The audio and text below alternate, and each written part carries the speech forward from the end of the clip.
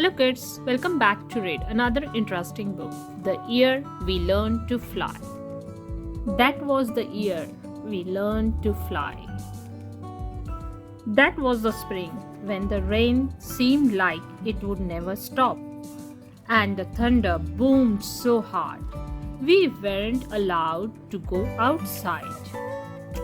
Use those beautiful and brilliant minds of yours, my grandmother said. Lift your arms, close your eyes, take a deep breath, and believe in a thing. Somebody, somewhere, at some point, was just as bored as you are now. So my brother and I closed our eyes, and for a few minutes that first day, we weren't stuck in our apartment anymore. We were flying over the city we'd known our lives, but it was suddenly different, exploding with every kind of flower we'd never dreamed of growing. That was the summer we learned to fly, when my brother and I couldn't stop fussing with each other over whose turn it was to wash the windows, to feed the dog, to clean the kitchen. We fought and frowned and made silent promises to never speak to each other ever again. My grandmother said, "Lift your arms, close your eyes, take a deep breath, and stop being so mean about everything. Somebody, somewhere, at some point was just as mad as you are now." So we did, and as the soft wind took us out over the city and past the windows of kids who hadn't yet learned to fly, my brother and I reached for each other's hand, flying and diving and laughing and leaving all of our mad far behind us. That was the autumn.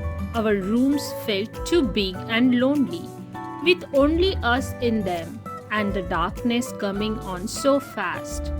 But while we hugged ourselves against the too quiet of it all, we remembered that we didn't have to be stuck anywhere anymore. My grandmother had learned to fly from the people who came before.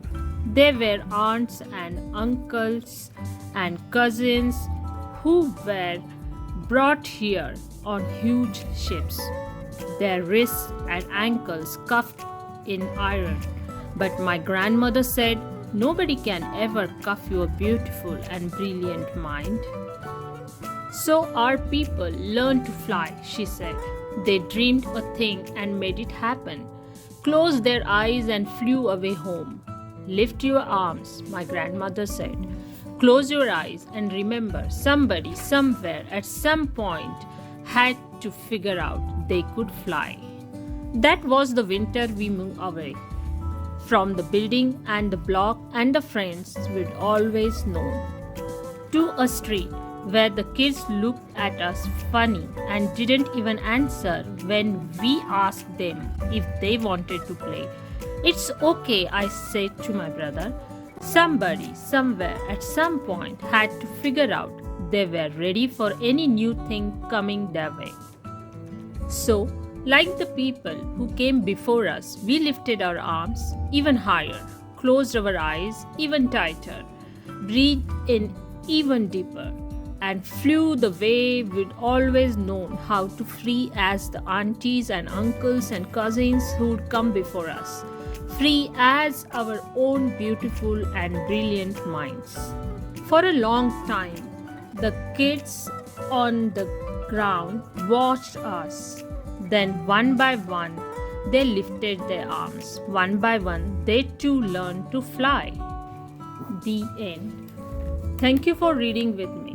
See you in our next video. Bye-bye.